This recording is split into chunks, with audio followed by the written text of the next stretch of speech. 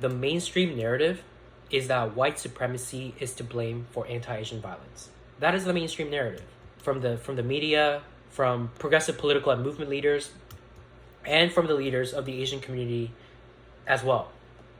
And the narrative is that even when racial minorities, including Black people, commit acts of racist violence against Asians, white supremacy is to blame regardless, because white supremacy pits communities of color against one another. That is what is being said about anti-Asian violence by the people who are purportedly speaking up for our people. Okay. Especially considering the history of the United States, I could have easily bought that argument. But why I don't buy that argument, however, is because that is pretty much where the conversation ends. And if that is where the conversation ends, saying white supremacy is the cause of anti-Asian violence, it amounts to a cop-out. It is a way to say, look over there, to distract from the fact that a huge proportion, a disproportionate number of anti-Asian violence is being committed by Black people. Consider this. The Asian community explicitly acknowledges the anti-Blackness within our own.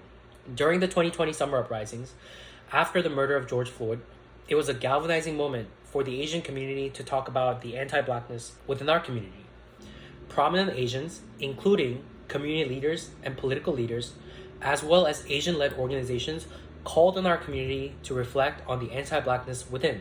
Here's a statement from Asian Americans Advancing Justice. And if you're Asian, you may have recalled this graphic from social media. I've seen this graphic circulate around many times in Chinese, Korean, Vietnamese, Tagalog. Any Asian millennial or Gen Z with Instagram account has seen this also. And there have been many other ways that the Asian community has been calling out anti-Blackness within our sphere, from workshops to hosting seminars with conversations on anti-Blackness, etc. But here's the thing. This is not what's going on in the Black community. Pause the video and take a look at these statements from Movement for Black Lives and Black Lives Matter. These statements were released by these respective organizations after a white man killed 6 Asian women at Asian-owned spas in Atlanta. And that's all that was said about anti-Asian violence by these organizations all throughout last year. Even though there has been hundreds of other violent incidents other than this spa shooting, many of it perpetrated by some anti-Asian Black folks. There has been no statement from Black-led organizations or prominent Black political or movement leader explicitly acknowledging that anti-Asianness is a problem in the Black community. After saying white supremacy is the cause of anti-Asian violence, there has been no follow-up conversation in these spaces as to, okay, now that we've located the source, what do we do about the existing anti-Asian racism that is prevalent in our community? Because regardless of whatever the cause is, anti-Asianness in the Black community is obviously a problem. You cannot tell me when week after week, month after month, we see dozens and dozens of footages emerge to this day of Black people murdering, brutalizing, and harassing Asians, that this is not a problem. It is a problem. I'm going to show you the instances of Black on Asian violence and racial hatred that happened in the last 3 months, in the months of January, December, and November alone. And I need to show you what happened in the last 3 months before I explain why this is happening, because people who are not closely following what is happening do not understand the gravity of the situation.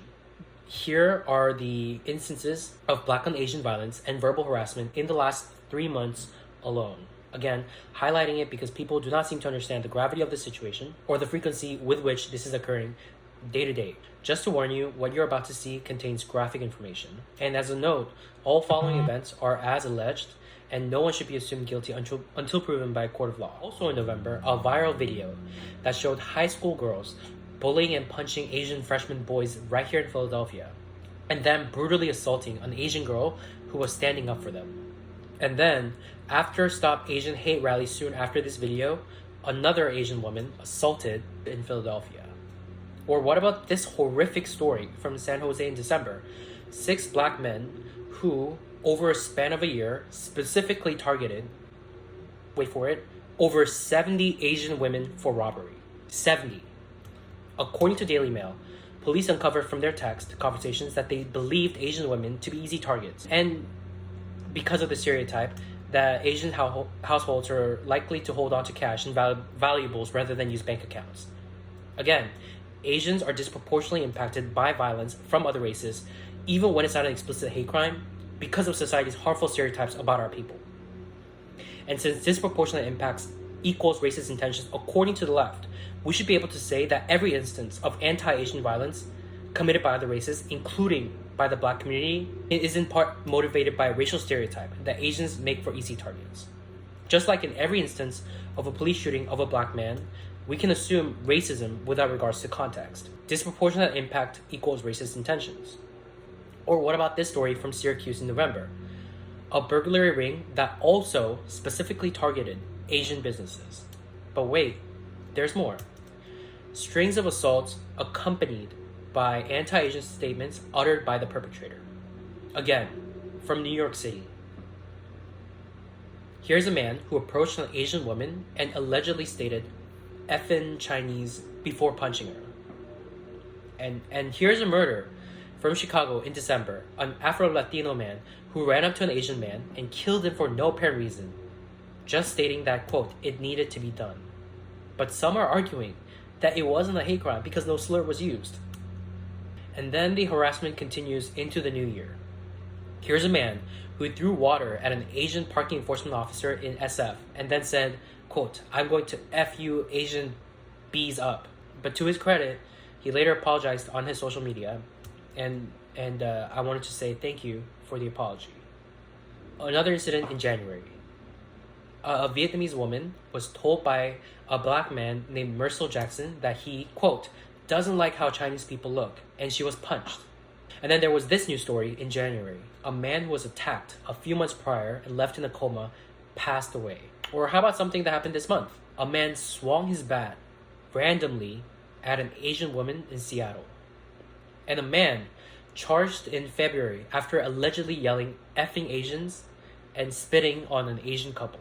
And finally, as you might have heard, the cases of Michelle Go, who was pushed onto the subway in February, or Christina Yuna Lee, who was stabbed to death. Okay, I will stop there because I think this gets the message across. But there are several more that I'm not including. It is also worth mentioning that these are just the tip of the iceberg. There are many more that are not captured on camera, many more that are not reported to the police, etc. Remember, all of these events happened in the last 3 months alone. Do not tell me that this is not a problem. So if it's a problem, it needs to be addressed. But again, how do we address a problem if it's not even being acknowledged that it's a problem? Speaking in the aggregate, I have seen no genuine effort to address this issue from the Black community. Have we seen a statement explicitly acknowledging that anti-Asianness is a problem in the Black community by a Black-led organization or a Black political or movement leader? No. Have Black-led organizations hosted workshops on anti-Asianness in the Black community like Asian-led organizations have done so? No. This is why the anti-Asian violence is caused by white supremacy narrative is a cop-out. And that is why I'm calling it out. I would have much preferred for the leaders of the Black community to have called their own in. But it's been a year. Hate crime still going on. Violence inflicted towards our people still going on at a massive scale. And radio silence. And here's why I think it's significant. Firstly, I think that for true solidarity to exist, there needs to be equitable effort from both sides to address the racism towards the other.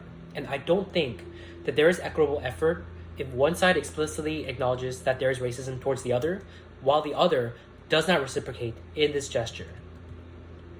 But secondly, and more importantly, in my opinion, this situation where all we're doing pretty much is say that anti-Asian violence is caused by white supremacy and not doing much else about the existing and disproportionately prevalent anti-Asianness in the Black community, what we're doing right now is what is perpetuating the disproportionate Black on Asian racial violence. That's why we see hundreds of instances of Black people murdering, brutalizing, and insulting Asians, whereas you do not see hundreds of Asians doing that to Black people.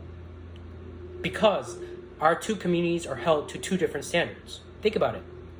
Say hypothetically that there is a Black person who harbors anti-Asian racist sentiments and has the desire to harm Asian people, and all they see from the news and all they hear from their respected community leaders is that anti-Asian violence is caused by white supremacy. Not even that Black and Asian racial violence is caused by white supremacy, only just that anti-Asian violence is caused by white supremacy, well then, it would be natural for that person to feel like they're not a part of this conversation.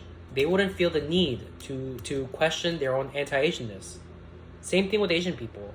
If a racist Asian person were to just hear that anti-Blackness is the result of white supremacy, and there were to be no real and ongoing discussion of anti-Blackness in the Asian community, that racist Asian person would not feel like this conversation applies to them. There would be no pressure for them to face their own prejudices.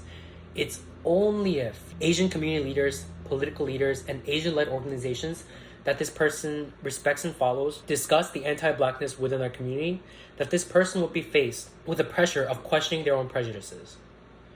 And that is exactly why our community does explicitly acknowledge that anti-Blackness exists, and for that same reason, the Black community, through the channels of prominent Black political and movement leaders and Black-led organizations, need to start doing the same. They haven't been doing so, and they need to start. And I just wanted to say, neither anti-Asianness nor anti-Blackness in any degree is acceptable. But again, I feel the need to say this because people who only want to talk about anti-Blackness in the Asian community but have nothing to say about the anti-Asianness in the Black community need a reality check. So then it may lead you to question, why is it that when the galvanizing moment to talk about anti-Blackness within our community was an event, the murder of George Floyd, that tangentially involved an Asian person in the form of Officer Tao? And why is it that when the galvanizing moment to talk about anti-Asianness were strings of events, which included dozens of incidents of direct racial violence of Asian people by Black people, that the Black community need not explicitly acknowledge anti-Asianness in the same way that Asian people do with anti-Blackness? Because presumably, the same logic applies with anti-Blackness in the Asian community, right? That the supposed cause is white supremacy, since it pits communities of color against one another. But then, why don't the Asian community just say that and leave it at that, like the Black community has done with anti-Asianness? It is because it has nothing to do with the degree of harm from one side to the other. It has nothing to do with consistency. And it has everything to do with political power.